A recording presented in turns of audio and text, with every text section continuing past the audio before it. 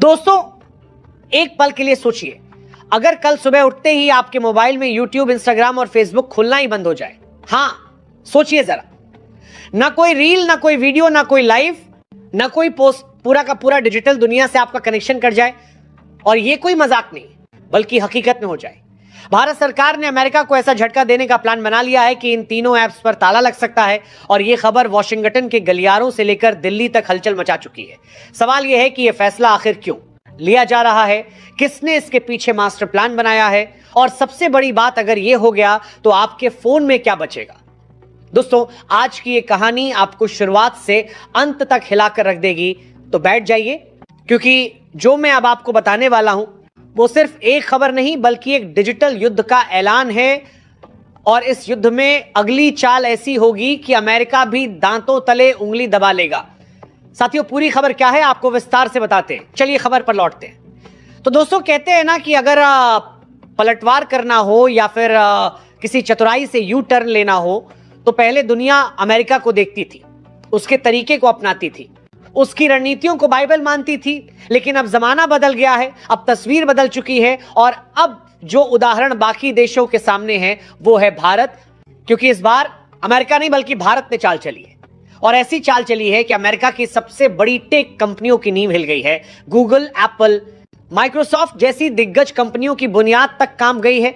और अमेरिकी राजनीतिक गलियारों में सन्नाटा छा गया है, क्योंकि भारत ने जो डिजिटल पलटवार किया है वो न सिर्फ आर्थिक था बल्कि रणनीतिक भी था। ऐसा कदम जिसने पूरी दुनिया को यह सोचने पर मजबूर कर दिया कि अब अमेरिका नहीं, भारत है वो देश जो नियम बना भी सकता है, लागू भी करवा सकता है और उनका पालन न करने वालों को घाटा भी दिखा सकता है। दरअसल पूरा मामला शुरू होता है अमेरिका के पूर्व राष्ट्रपति डोनाल्ड ट्रंप की उस कड़वी और अपमानजनक टिप्पणी से, जिसमें उन्होंने गुस्से में आकर यह तक कह दिया कि अब भारतीय लोगों को उनकी टेक कंपनियों में नौकरी नहीं दी जानी चाहिए। इसके बाद 22 प्रदेश के ट्रंप का साफ संकेत था कि गूगल, माइक्रोसॉफ्ट, एप्पल जैसी हाईटेक कंपनियों से भारतीय इंजीनियरों और प्रोफेशनलों को बाहर निकाल दिया जाए। कारण उनका कहना था कि भारत हमारे देश से पैसा भी कमाता है और हमारी नौकरियां भी छीनता है और हमारी कंपनियों पर कब्जा कर रहा है। यानी ट्रंप सीधे तौर पर भारत को दोष दे रहे थे अपनी अंदरूनी बेरोजगारी की समस्या का और भारतीयों को बाहर का रास्ता दिखाने की धमकी दे रहे थे। लेकिन दोस्तों, भारत ने इस बार जवाब बहुत ही अलग और ठोस अंदाज में दिया। अब देखिए, पहले अगर इस तरह की धमकी आती थी तो भारत केवल कूटनीतिक बयान जारी करता, संयम बरतता और किसी आर्थिक प्रतिक्रिया से बचता। लेकिन इस बार भारत ने बातों से नहीं बल्कि आंकड़ों से, कानून से और पॉलिसी से जवाब दिया। और ऐसा जवाब दिया कि अमेरिका तक की सांसें अटक गई। भारत ने तुरंत डिजिटल टैक्स की समीक्षा दोबारा शुरू कर दी और अमेरिका के साथ चल रही टैक्स एग्रीमेंट्स की बातचीत को ठंडे बस्ते में डाल दिया। यानी अब भारत ने यह स्पष्ट कर दिया है कि अगर अमेरिका भारत के इंजीनियरों और टैलेंट को नौकरी से बाहर करेगा तो भारत भी अब उसकी अरबों डॉलर की कमाई पर टैक्स का शिकंजा कसेगा। और यह कोई धमकी नहीं थी, यह एक लागू की गई नीति थी जो पहले भी भारत लागू कर चुका था, लेकिन अब उसे और सख्ती से आगे बढ़ाया जा रहा है। असल में भारत ने 2020 में ही एक क्रांतिकारी कदम उठाया था। डिजिटल इक्वलाइजेशन लेवी यानी डिजिटल टैक्स लागू करके भारत ने यह दिखा दिया था कि जो विदेशी कंपनियां भारत में सिर्फ डिजिटल माध्यम से पैसा कमा रही हैं उन्हें भी टैक्स देना होगा। यह टैक्स 2 स्तरों पर लगाया गया। एक 6% का टैक्स उन कंपनियों पर जो भारत में ऑनलाइन विज्ञापन सेवाएं देती हैं और दूसरा 2% का टैक्स उन्हीं ई कॉमर्स कंपनियों पर जो भारत में डिजिटल सामान या सेवाएं बेचती हैं। यह एक ऐतिहासिक कदम था क्योंकि इससे पहले विदेशी कंपनियां भारत से अरबों की कमाई करती थीं, लेकिन टैक्स के नाम पर वो बहाना बना देती थीं कि उनका भारत में कोई स्थायी कार्यालय नहीं है, इसलिए टैक्स देने की जरूरत नहीं। लेकिन भारत ने कहा कमाई भारत से हो रही है तो टैक्स भी भारत में देना पड़ेगा।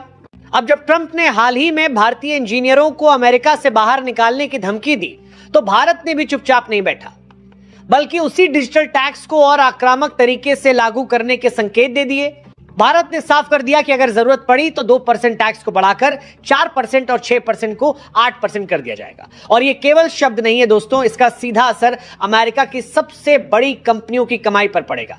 आइए आंकड़ों की बात करें तो अकेले गूगल हर साल भारत से लगभग 4000 करोड़ की कमाई करता है, अमेजॉन लगभग 35,000 करोड़, एप्पल 1000 करोड़ से ऊपर और मेटा यानी फेसबुक और इंस्टाग्राम 1500 करोड़ से ज्यादा का रेवेन्यू जनरेट करती हैं। इन सभी कंपनियों का मिलाकर देखा जाए तो भारत से इनका कुल वार्षिक रेवेन्यू करीब 1.2 लाख करोड़ से भी ज्यादा है। और अब अगर भारत इस टैक्स को डबल कर देता है तो इन कंपनियों को हर साल हजारों करोड़ का घाटा झेलना पड़ेगा। अब आप सोचिए कि भारत स्थिति को सिर्फ भावनात्मक स्तर पर नहीं बल्कि आर्थिक और रणनीतिक स्तर पर कैसे हैंडल कर रहा है। पहले अमेरिका यह मानकर चलता था कि भारत जैसे देश सिर्फ टेक्नोलॉजी खरीदने वाले होते हैं, नियम मानने वाले होते हैं, लेकिन अब भारत खुद नियम बना रहा है और अमेरिका जैसी ताकतों को मजबूर कर रहा है कि वो उन नियमों को माने। और यही बात अब अमेरिकी संसद में चर्चा का विषय बन चुकी है। अमेरिकी प्रतिनिधिमंडल भी सोचने पर मजबूर हो गया है कि भारत आखिर कब इतना चतुर रणनीतिक बन गया और कैसे वो उसी खेल को खेलने लगा जो अब तक अमेरिका खेलता आया है। आपको जानकर यह भी हैरानी होगी कि जब भारत ने यह टैक्स लागू किया तो अमेरिका ने तुरंत WTO यानी वर्ल्ड ट्रेड ऑर्गेनाइजेशन में शिकायत कर दी। अमेरिका का कहना था कि भारत का डिजिटल टैक्स भेदभावपूर्ण है और उनकी कंपनियों को टारगेट करता है, लेकिन भारत ने वहां भी दमदार जवाब दिया। भारत ने कहा कि यह टैक्स किसी एक देश की कंपनियों पर नहीं बल्कि उन सभी विदेशी कंपनियों पर लगाया गया है जो भारत में डिजिटल तरीके से कमाई करती हैं, चाहे वो अमेरिका की हो या किसी और देश की।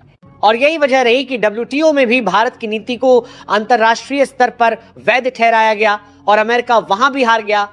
अब सोचिए, जो अमेरिका हमेशा अपनी शर्तों पर दुनिया से व्यापार करवाता था, अब भारत के डिजिटल नियमों के आगे झुकने पर मजबूर हो रहा है।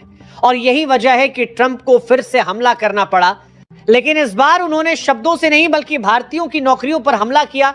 लेकिन इस बार भारत ने सिर्फ एक सरकारी बयान नहीं दिया बल्कि एक ठोस पॉलिसी से जवाब दिया, जिससे अमेरिकी कंपनियों को यह एहसास हो गया कि भारत अब केवल एक बाजार नहीं बल्कि एक ताकतवर नीतिकार देश बन चुका है। और इस पूरी कहानी में एक बात बिल्कुल साफ है कि भारत अब सिर्फ रिएक्शन नहीं देता बल्कि प्रोएक्टिव होकर कदम उठाता है। और दोस्तों, इस पूरी लड़ाई के बीच एक और बड़ा ड्रामा तब सामने आया जब भारत के रणनीतिकारों ने अमेरिका के डिजिटल प्लेटफॉर्म्स को लेकर एक खतरनाक प्लान पर चर्चा शुरू कर दी। हाँ दोस्तों, मैं बात कर रहा हूं YouTube, Instagram, Facebook जैसे प्लेटफॉर्म्स की, जिन पर भारत के करोड़ों लोग रोजाना निर्भर हैं। अंदर खाने चर्चा हुई कि क्यों ना इन अमेरिकी प्लेटफॉर्म्स को भारत में बैन कर दिया जाए, ताकि अमेरिका को यह साफ संदेश मिल सके कि अगर वो हमारे टैलेंट के साथ खिलवाड़ करेगा तो हम भी उसके डिजिटल साम्राज्य को भारत में खत्म कर देंगे। लेकिन फिर जब इस आइडिया को गंभीरता से परखा गया तो यह सामने आया कि भारत की जनता का एक बड़ा हिस्सा अपनी रोजी रोटी, शिक्षा, मनोरंजन और जानकारी के लिए पूरी तरह इन प्लेटफॉर्म्स पर निर्भर है। अचानक इन्हें बंद करने का मतलब होता करोड़ों भारतीयों के जीवन और रोजगार पर चोट करना, और भारत अपने ही लोगों को नुकसान पहुंचाने वाला कदम नहीं उठा सकता था। इसलिए इस प्लान को यहीं रोक दिया गया। लेकिन दोस्तों, यहीं पर मोदी सरकार ने एक और चाल चली, एक ऐसी चाल जो अमेरिका को सोचने पर मजबूर कर दे। भारत ने सोचा कि हम इन प्लेटफॉर्म्स पर हमेशा निर्भर क्यों रहें, क्यों ना हम अपना खुद का राष्ट्रीय डिजिटल इकोसिस्टम बनाएं। एक ऐसा सोशल मीडिया और वीडियो प्लेटफॉर्म जो भारतीय हो, भारतीय कानूनों के तहत चले और जिसे कोई बाहरी ताकत बंद ना कर सके। अंदर ही अंदर इस दिशा में काम शुरू हुआ। प्लान ये है कि भारत धीरे धीरे अपना खुद का ऐप लॉन्च करेगा जो YouTube, Instagram, Facebook का विकल्प होगा, ताकि देश अमेरिकी प्लेटफॉर्म्स पर निर्भर न रहे और अमेरिका को यह संदेश भी जाए कि भारत अब डिजिटल गुलामी खत्म करने के रास्ते पर है। और दोस्तों, असली मास्टर स्ट्रोक तो यह है कि मोदी जी ने इस पूरे डिजिटल आत्मनिर्भरता मिशन को एक लंबी रणनीति के तहत रखा है, ताकि अमेरिका को अंदाजा भी ना हो कि भारत कब और कैसे उसकी डिजिटल पकड़ को तोड़ देगा।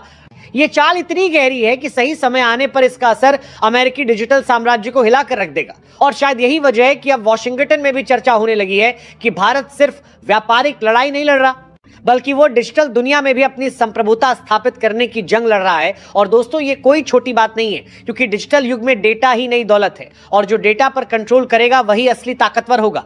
और भारत ये समझ चुका है कि अगर डेटा भारत का है तो उस पर कंट्रोल भी भारत का होना चाहिए। और इसीलिए अब मोदी सरकार की अगली चाल सबको हिला देगी, क्योंकि जब भारत अपना खुद का डिजिटल प्लेटफॉर्म लॉन्च करेगा तो न सिर्फ अमेरिका की अरबों डॉलर की कमाई खत्म होगी बल्कि दुनिया के बाकी देश भी भारत के मॉडल को अपनाना शुरू कर देंगे। और यही वह पल होगा जब भारत न सिर्फ आर्थिक मोर्चे पर बल्कि डिजिटल दुनिया में भी सुपर पावर की कुर्सी पर बैठ जाएगा। तो दोस्तों सोचिए, क्या यह सही समय नहीं है कि भारत अमेरिकी टेक कंपनियों को साफ संदेश दे कि अब हम उनके भरोसे नहीं हैं? क्या आपको नहीं लगता कि भारत को अपना डिजिटल इकोसिस्टम जल्द से जल्द लाना चाहिए ताकि हमें किसी बाहरी ताकत के आगे झुकना ना पड़े? अपनी राय कमेंट में जरूर लिखें। और अगर आप भी मानते हैं कि भारत को इस डिजिटल जंग में जीतना ही होगा, कमेंट में गर्व से लिखें जय हिंद जय भारत। क्योंकि दोस्तों जो भी सुभाष चंद्र बोस को प्यार करने वाला है वो वीडियो को लाइक करके चैनल को सब्सक्राइब जरूर करें।